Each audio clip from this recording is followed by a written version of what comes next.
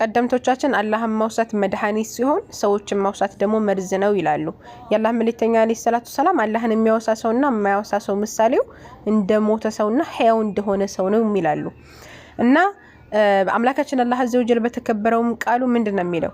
ወመን አዕረض عن ذكري ከኔ ዚክር እኔን ከማውሳት እኮ ያፈነገጠ ወይም ደግሞ እኔን ከማውሳት የተተወሰው ወይም ደግሞ እኔን ከማያወሳ ከሆነ አንድ ሰው فإن له ለርሱ እኮ አለው معيشة ضنكا ለሱ ምን አለው የተጣበበ የሆነ ኑሮ አለው። ወነሕሹሩሁ የውም القيامة أعمى የትንሣኤ ቀን ራሱ አዕማ እውር ሆኖ አስነሳዋለሁ እያለ አምላካችን አላህ አዘ ወጀል ይናገራል። እና አላህ አዘ ወጀል እሱን እንድናወሳው ሁሌ ይነግረን። ፈዝኩሩኒ አዝኩሩኩም አስታውሱኝ አስታውሳችኋለሁና ወሽኩሩ ሊ ወላ ተክፉሩን ለኔም አመስግኑ አትካዱኝም እያለ አምላካችን አላህ አዘ ወጀል ይናገራል። እና ሁሉ ጊዜ አመስጋኝ ባሪያ ከሆነ ደስተኛ እንሆናለን። እስቲ ለጦትና የማታ ዚክሮቻችን ላይ ራሱ በጣም ጎበዝ ከሆነ ብዙ ነገራቶችን መቀየር እንችላለን ማለት ነው። የአላህ መልእክተኛ አለይሂ ሰላቱ ሰላም በሰሂህ ሙስሊም ላይ ምን ይላሉ? ሰበቀል ሙፈሪዱን አሉ። ይሄ ተነጣዮች እኮ ቀደሙ አሉ። ቃሉ ወመል ሙፈሪዱን ያ ረሱላህ ወመል ሙፈሪዱን ያ ረሱላህ ሙፈሪዶች እነማን ናቸው ተብለው ሲጠየቁ قال يالله ملتኛ ምን አሉ?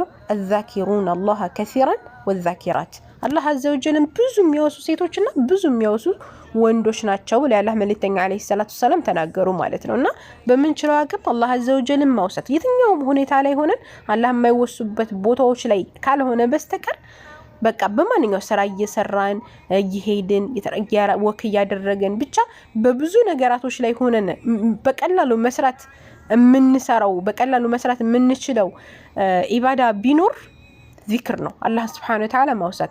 ነገር ግን አላህ Subhanahu Wa Ta'ala ዘንድ ደግሞ ሚዛኑ በጣም ከባድ የሆነ ዚክር እንደው የጧትና የማታ ዚክሮቻችንን እንኳን ከሐፈዘን በደንብ አድርገን ካደረግን ህይወታችን የተስተካከለ ያማረ ይሆናል።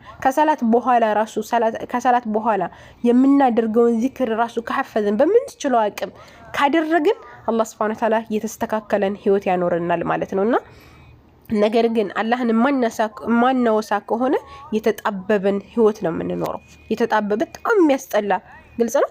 አምላካችን አላህ Subhanahu Wa Ta'ala ምንድነው የሚለው? ያኔ ባንካ የሆነ ጥብብ ያለን ህይወት አኖረዋለሁ ነው የሚለውና በመንችለው አቅም አላህ Subhanahu Wa Ta'ala ማውሳት ላይ ጎበዝ መሆን አለብን ማለት ነውና አላህን ብዙ ከሚያወሱትና ብዙ ከሚያወሱት ወንዶችና ሴቶች አድርገን አላህ ይحفظكم። السلام عليكم